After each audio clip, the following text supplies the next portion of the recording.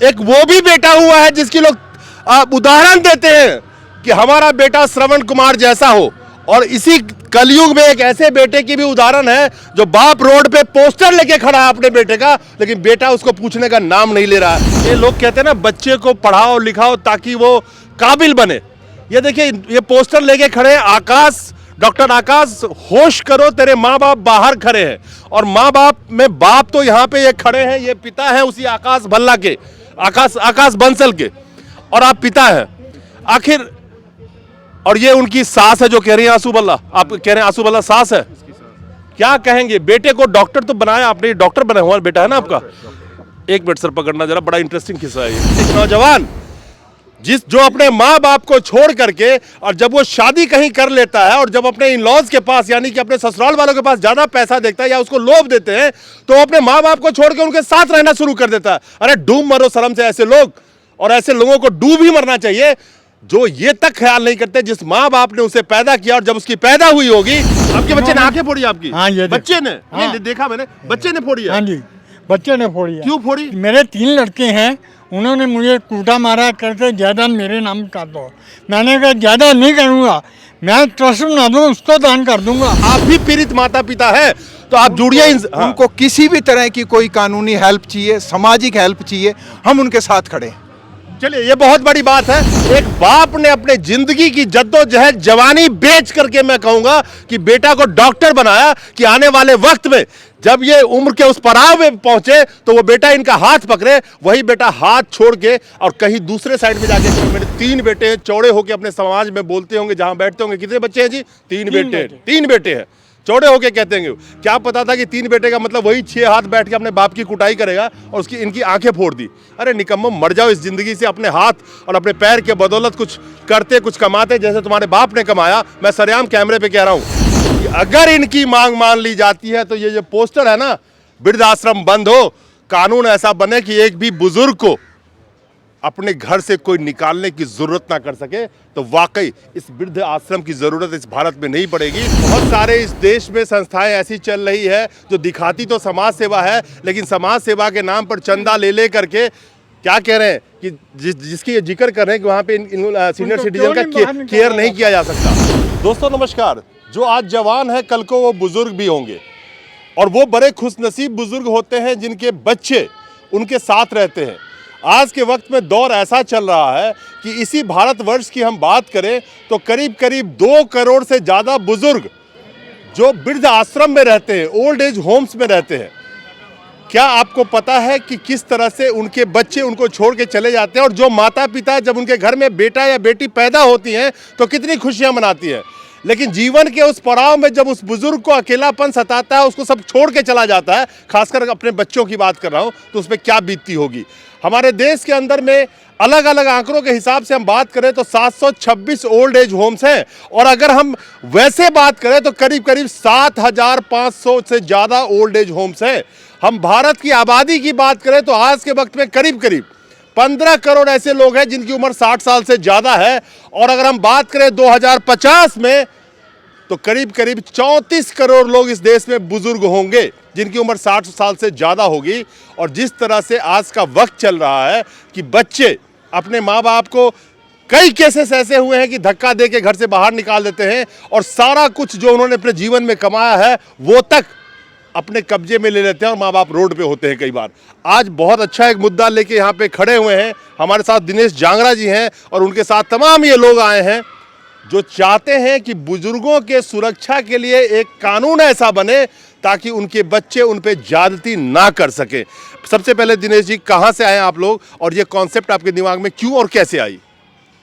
हम जो ये पीड़ित माता पिता भलाई मंच है, हमने ऑल इंडिया लेवल पर रजिस्टर्ड करवाया हुआ है, और जो ये कंसेप्ट आपने जो है अपनी तरफ से बताया है, ये कंसेप्ट जो है हमारे जो दिमाग में आया, हमारे प्रधान हैं सतीश कुमार बंसल जी। सतीश कुमार बंसल जी जैसे कई बुज़ुर्ग इस देश में ऐसे हैं जिनको वो अपने हाल पे, बच्चे अपने हाल पे छोड़ के चले जाते हैं, और वो पूछते ही नहीं हैं कि वो कहाँ रह रहे हैं, क्या कर रहे हैं, किस तरह की उनको ज़रूरत हैं वृद्धावस्था में। तो वहाँ से कंसेप्ट पनपा, क्योंकि इनके जो दोनों बच्चे इन्होंने पढ़ाए, सतीश कुमार बंसल जी ने दोनों बच्चे पढ़ाए। उसके बाद में शादी होने के बाद वो अपने अपनी जगह पे रह रहे हैं। इनके पास वो मिलने भी नहीं आते हैं, उनके पास वक्त भी नहीं है इनको मिलने का। मतलब घर जमाई बन गए। घर जमाई मानो, उनको घर छोड़ना मानो, चाहे कैसा ही मानो, परंतु उन्होंने अपने माँ बाप को छोड़ दिया है। तो इस तरह से जो कंसेप्ट है हमारे दिमाग में आया, फिर हमने जो है बुज़ुर्गों को इकट्ठा किया।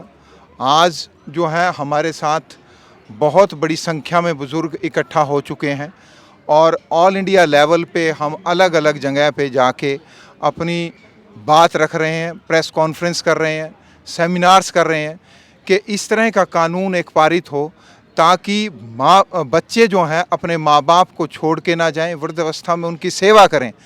और वत्सा बात यह है कि जब तक उनके ऊपर कोई पनिशमेंट, कोई कानूनी सख्त कानूनी जो है प्यूनिटिव एक्शन नहीं लिया जाएगा, उनके पीछे इस तरह से नहीं डर नहीं होगा, तब तक वो बच्चे अपने माँ बाप को छोड़ के जाते ही रहेंगे। नहीं, मुझे बहुत शर्म आती है ऐसे लोगों को देख करके। एक नौजवान जो अपने माँ बाप को छोड़ करके और जब वो शादी कहीं कर लेता है और जब अपने इन लॉज के पास यानी कि अपने ससुराल वालों के पास ज्यादा पैसा देखता है या उसको लोभ देते हैं तो वो अपने माँ बाप को छोड़ के उनके साथ रहना शुरू कर देता है। अरे डूब मरो शर्म से ऐसे लोग, और ऐसे लोगों को डूब ही मरना चाहिए जो ये तक ख्याल नहीं करते जिस माँ बाप ने उसे पैदा किया और जब उसकी पैदा हुई होगी तो कितनी खुशियां मनाई होगी उसी माँ बाप ने, लड्डू मिठाई सब बांटे होंगे। क्या वो मिठाई और लड्डू इसी दिन को देखने के लिए बांटे थे? एक बड़ा अच्छा आपने ये पोस्टर लेके खड़े हैं, डॉक्टर आंसू भल्ला एम्स को अपने संबंधियों को धमकाने की सजा दो। ये क्या मसला मामला है, पहले ये बताइए, कौन है आंसू भल्ला? आशु भल्ला मेरे बेटे की मदर इन लॉ है। आपके बेटे की मदर इन लॉ है। अच्छा। ये आकाश बंसल इधर लिखा हुआ वो मेरा बेटा है। डॉक्टर है, दोनों रेडियोलॉजिस्ट है। ये भी रेडियोलॉजिस्ट है एम्स में, मेरा बेटा भी रेडियोलॉजिस्ट है। इसकी बेटी जो है वो भी रेडियोलॉजिस्ट है। ये दोनों पीजीआई में काम करते थे, वहाँ से इन्होंने आपस में लव मैरिज किया। उसके बाद हमारे को छोड़ के चल गए, जिसकी वजह से हमारे को जो पीड़ित माता पिता, हमने फिर घूमा, जो ओल्ड एज होम गए, वहाँ पे देखा बहुत सारे दुखी हैं। ये आकाश भल्ला का पोस्टर ये दिखाना सर, एक मिनट ये दिखाना। ये देखिए, ये लोग कहते हैं ना बच्चे को पढ़ाओ लिखाओ ताकि वो काबिल बने। ये देखिए ये पोस्टर लेके खड़े हैं आकाश, डॉक्टर आकाश, होश करो तेरे माँ बाप बाहर खड़े हैं। और माँ बाप में बाप तो यहाँ पे ये खड़े हैं, ये पिता है उसी आकाश भल्ला के, आकाश बंसल के, और आप पिता हैं आखिर। और ये उनकी सास है जो कह रही है आंसू भल्ला, आप कह रहे हैं आंसू भल्ला सास है। क्या कहेंगे? बेटे को डॉक्टर तो बनाया आपने, डॉक्टर बना हुआ बेटा है ना आपका। एक मिनट सर पकड़ना जरा, बड़ा इंटरेस्टिंग किस्सा है ये। बेटे को डॉक्टर बनाया, आप क्या करते थे पहले ये बताइए मुझे। मैं पंजाब स्टेट पावर कॉर्पोरेशन में इंजीनियर था। वहाँ से हमने, कितने बेटे हैं आपके पहले ये? मेरे 2 बेटे हैं। बड़ा बेटा इंजीनियर है, जो छोटा है वो भी एक अच्छे बैंक में ऑफिसर रैंक पे चला गया था। अब वो इन इलाज के चक्कर में आके उसने अपनी जॉब भी छोड़ दी, अब अपनी वाइफ के साथ पता नहीं कहाँ है। अच्छा एक बार बताओ ऑन कैमरा, जब बेटे का मेडिकल में एडमिशन हुआ होगा तो कितनी खुशियां मनाई होगी कि मेरा बेटा अब काबिल बन गया, सब कुछ ठीक हो गया, ऐसा लगा था ना? ऐसा हर माँ बाप को होता है ना। मेहनत करता है, माँ बाप मेहनत करता है बच्चे को पढ़ाने के लिए। देख रहे हैं, एक बाप ने अपने जिंदगी की जद्दोजहद जवानी बेच करके मैं कहूंगा कि बेटा को डॉक्टर बनाया कि आने वाले वक्त में जब ये उम्र के उस पड़ाव में पहुंचे तो वो बेटा इनका हाथ पकड़े। वही बेटा हाथ छोड़ के और कहीं दूसरे साइड में जाके खड़ा हो गया सिर्फ शादी करने के बाद। और आज उसके इन लॉज का ये नाम लेके खड़े हैं, डॉक्टर आंसू भल्ला नाम बता रहे हैं। ये दिन देखने के लिए आप भी आए हैं इन लोगों के साथ, आप भी बुजुर्ग हैं। क्या लगता है कि जो ये चीजें चल रही है बुजुर्गों पे क्या बीती है? मैं चाहता हूं इस देश का बुजुर्ग समझे जो ये लड़ाई लड़ रहे हैं, कितनी बड़ी लड़ाई लड़ रहे हैं। मैंने कहा ना 15 करोड़ से ज्यादा लोग 60 साल से ज्यादा उम्र के हैं और आपको बताया कि 2 करोड़ से ज्यादा लोग वृद्धाश्रम में रहते हैं। आखिर उसकी वजह क्या है? क्या सब बच्चे साਂਭਦੇ नहीं तो बुजुर्ग की करनगे? बुजुर्गों ने बाहर रोडों से धक्के ही खाने। इस करके आए हैं कि बच्चों ਨੂੰ ਚਾਹੀਦਾ ਵਾ भी अपने माँ प्यो की सेवा करन ਤੇ ਇਹਨਾਂ ਨੂੰ ਛੱਡ ਕੇ ਨਾ ਜਾਣ। ਜੇ ਨੌਕਰੀਆਂ ਕਰਦੇ ਤਾਂ ਮਹੀਨੇ 2 ਮਹੀਨੇ ਆਣ ਕੇ ਬੱਚਿਆਂ ਬਾਪ ਨੂੰ ਮਾਂ ਨੂੰ ਮਿਲਣ, ਜੇ ਨਹੀਂ ਮਿਲਣਾ सरकार उन्होंने सख्त तो सख्त सजा देवे। इसी भारत में गाथा सुनाई जाती है श्रवण कुमार की। एक वो भी बेटा हुआ है जिसकी लोग उदाहरण देते हैं कि हमारा बेटा श्रवण कुमार जैसा हो। और इसी कलयुग में एक ऐसे बेटे की भी उदाहरण है जो बाप रोड पे पोस्टर लेके खड़ा है अपने बेटे का, लेकिन बेटा उसको पूछने का नाम नहीं ले रहा है। खैर, हाँ जी बताइए। मैं एडवोकेट दिनेश कुमार जांगड़ा और जो पीड़ित माता पिता भलाई मंच का मैं लीगल सेल का प्रधान हूँ। Punjab and Haryana high court bar association का वाइस प्रेसिडेंट हूँ। और जो ये कंसेप्ट है वो इसलिए ज़्यादा इम्पोर्टेंट हो जाता है कि जब माँ बाप 18 साल का जब बच्चा होता है तब उसकी प्रोफेशनल पढ़ाई शुरू होती है। करेक्ट। प्रोफेशनल पढ़ाई शुरू होने के बाद माँ बाप उसकी तरह जीता है, जैसे ही उसको सुबह उठाना, फिर उसको पढ़ाई के लिए याद करवाना, उसको उस मंच तक लेके जाता है, उस स्थिति तक लेके जाता है कि उसका समाज में नाम हो सके, वो खाने कमाने लायक बन सके। जब वो खाने कमाने लायक बन जाता है तब वो अपने माँ बाप को छोड़ के जाता है। वो सबसे जो बुरा फेस है। दिनेश साहब, मुझे एक चीज बताइए, बड़ा इंपॉर्टेंट चीज आपने बताई। ये जो पीड़ित माता पिता भलाई मंच है, इस मंच से हो सकता है कि लाखों लोग जुड़ना चाहते हो, हाँ, जो पीड़ित हो, हाँ, तो वो लोग आपसे कैसे जुड़े? और आपका जो संगठन है जो ये लड़ाई लड़ रहा है, उसमें जितनी भागीदारी बढ़ेगी उसकी ताकत उतनी और बढ़ेगी। तो किस तरह से आप लोगों को जोड़ेंगे इसमें से? अगर कोई जुड़ना चाहे तो आप उसके लिए क्या कहना चाहेंगे? देखिए, हमारे साथ आके जुड़ें। हमारी सिर्फ और सिर्फ एक मांग है कि जो गवर्नमेंट ऑफ इंडिया है ऐसा एक कानून पारित करे, सेंट्रलाइज्ड कानून हो वो, कि किसी तरह का प्यूनिटिव एक्शन उनके ऊपर लिया जा सके और बच्चे माँ बाप को वृद्धावस्था में ना छोड़ सकें। हमने एक फ़ोन नंबर, जो कि सतीश कुमार बंसल जी हमारे प्रधान हैं, उनका फ़ोन नंबर रिलीज़ किया हुआ है कि जो भी हमारे साथ जुड़ना चाहते हैं वो एक बार फ़ोन नंबर बता। फोन नंबर आप बता भी दो, मैं स्क्रीन पे चला भी दूंगा। हमारे पीड़ित माता पिता भलाई मंच का जो फ़ोन नंबर है वो 8054054010। ये फोन नंबर आप हमारे स्क्रीन पे भी नीचे देख रहे होंगे, जो चलाया जा रहा है कि अगर आप भी पीड़ित माता पिता है तो आप जुड़िए। उनको किसी भी तरह की कोई कानूनी हेल्प चाहिए, सामाजिक हेल्प चाहिए, हम उनके साथ खड़े हैं। चलिए, ये बहुत बड़ी बात है। इस तरह की संस्था, एक तो सबसे अहम मुद्दा ये बता रहे हैं कि एक कानून बनाने की प्रक्रिया के लिए लड़ रहे हैं, जिसमें पीड़ित माता पिता के लिए एक ऐसा कानून बने जिसके तहत उसका बच्चा उसे छोड़ के जा ना सके, नंबर 1। नंबर 2, अगर कोई पीड़ित माता पिता हैं और इस संस्था से जुड़ना चाहते हैं तो उसके लिए नीचे नंबर जो चल रहा है, आप सतीश बंसल जी से कांटेक्ट कर सकते हैं। और ब्यूटी ये है, खूबसूरती ये है कि ये वही सतीश बंसल जी है जिनका अपना बेटा इनको छोड़ के जा चुका है, तो दर्द ये समझते हैं। बाबूजी, क्या कहना चाहेंगे आप? आप भी यहाँ पे आए हुए हैं, क्या लगता है कि सरकार कानून बनाएगी? हम ये कहते हैं सरकार कानून बनाए। सरकार ने सीनियर सिटीजन बनाया, किस लिए एक्ट है, सीनियर सिटीजन नहीं, ये एक फाइन आश्रम बनाया हुआ है। सीनियर सिटीजन क्यों नहीं गवर्नमेंट एक्शन लेती और ये कहती है कि बुजुर्ग को बाहर निकाले, ऐसे करें, बुजुर्ग को गोली से मार दिया जाए सड़क पर खड़ा कर। क्यों? कि इन्होंने गुनाह किया होता है भी इन्होंने बच्चे पैदा किए, इसलिए मुझे बच्चे साथ नहीं देते। और बुजुर्गों को यह कहें कि सड़क पर खो जाओ और गवर्नमेंट आपको गोली मार का मार दे। अब देखिए, ये कितनी बड़ी बात है। एक माता पिता जो है अपने बच्चों के लिए क्या सोचते हैं, लेकिन एक पिता के साथ जब इस दौर से गुजरता है, वो तो क्या कहता है कि रोड पे खड़े होकर गोली मार दो। किसके लिए? अपने बच्चे के लिए वो कह रहा है। तो आप इनकी मानसिक स्थिति समझिए कि किस दौर में ये पहुंच जाते हैं जब इनके बच्चे इनको छोड़ के चले जाते हैं। ये खुद अपने आप में बयां कर रहा है। हाँ जी, कह रहे हैं गोली मार दो।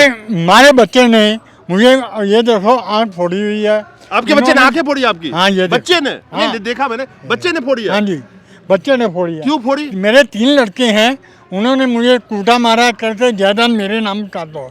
मैंने कहा ज़्यादा नहीं करूँगा, मैं ट्रस्ट बना दूँ, उसको दान कर दूँगा, आपको नहीं दान करूँगा। ये मेरा अपना डीसी रोड में केस भी चल रहा है, उसमें अभी तक फैसला नहीं हुआ। लिंगर कर रहे हैं, किस लिए कर रहे हैं? बेटों ने मारा? हाँ जी, तीनों ने मारा। क्या जमाना है? बहुओं ने, साथ में बहुओं ने क्या जमाना होगा? 3 बेटे, बताइए 3 बेटों की खुशियां इन्होंने कैसे मनाई हो। घर में मेरे 3 बेटे हैं, चौड़े होके अपने समाज में बोलते होंगे, जहां बैठते होंगे। कितने बच्चे हैं जी? 3 बेटे। 3 बेटे हैं, चौड़े होके कहते हैं। क्या पता था कि 3 बेटे का मतलब वही 6 हाथ बैठ के अपने बाप की कुटाई करेगा और उसकी इनकी आंखें फोड़ दी। अरे निकम्मो, मर जाओ इस जिंदगी से। अपने हाथ और अपने पैर के बदौलत कुछ करते, कुछ कमाते, जैसे तुम्हारे बाप ने कमाया। मैं सरेआम कैमरे पे कह रहा हूँ, शर्म आनी चाहिए। ऐसे बेटे को डूब के मर जाना चाहिए। उनको डूबने की आदत नहीं है, उनको ये चाहिए मुझे अंदर दाखिल करा दीजिए, उनको सड़क पर ला दीजिए। ये कानून बनाया जाए भी बच्चे सड़क पर रहने चाहिए और बच्चों को जल्दी से जल्दी कार्रवाई कीजिए, इन पर कानून एक्ट कीजिए भी जो भी पास करें इनको बाहर निकाला जाए, मुझे अंदर दाखिल कराया जाए। चलिए, ये पीड़ित माँ बाप के जो दर्द है, दुख है, इसको समझना पड़ेगा। और जो पीड़ित माता पिता भलाई मंच है, जिसके तहत हमारे साथ दिनेश जी खड़े हैं और भी लोग बंसल जी खड़े हैं, और जिस तरह से ये सामने आए हैं, ये अपने आप में भारत में एक बहुत बड़ा इशू है, बहुत बड़ा मुद्दा है। और जिस मुद्दे को उठाने के लिए मुझे लगता है कि जिस तरह से इन्होंने कदम बढ़ाया, अगर कानून बन जाता है तो इस देश के कम से कम आज के वक्त में 15 करोड़ से ज़्यादा बुजुर्ग और 2050 तक 34 करोड़ से ज़्यादा बुजुर्ग जो होंगे, उनकी जीवन में कहीं ना कहीं खुशियां होगी। और कहा जाता है ना कि भय से भक्ति सभी करे। जब तक बच्चों के अंदर में ये भय पैदा नहीं किया जाएगा कानून के तहत कि तुम अपने माता पिता को छोड़ नहीं सकते, और अगर उन पे हाथ उठाओगे तो तुम पे कानूनी कार्रवाई होगी, तुमको उनके जायदाद में हिस्सा लेने का कोई ऐसा मतलब हक नहीं है जब तक वो तुम्हें खुद ना दे। जबरदस्ती अगर तुम उनके साथ करते हो तो तुम पे कानूनी कार्रवाई होगी। मेरा आखिरी, हाँ बताइए जी।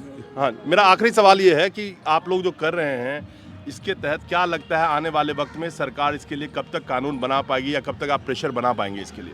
हम अपनी तरफ से काफ़ी प्रेशर डाला हुआ है। हमने होम मिनिस्टर को भी ये मेमोरेंडम दिया है, social and justice minister mister Ramdas Athawale ji and law minister, सबको हम अप्रोच कर रहे हैं। हमारे को उम्मीद है भी जल्दी कानून बन जाएगा, लगे हुए हैं हम मेहनत जैसे। वक्त साहब, हमने जो है ना डिफरेंट स्टेट्स में, डिफरेंट डिस्ट्रिक्ट्स में जाके प्रेस कॉन्फ्रेंस की हैं, सेमिनार्स किए हैं, ताकि जो आवाज़ है पीड़ित माता पिता भलाई के लिए हम लोगों के बीच में पहुँचें।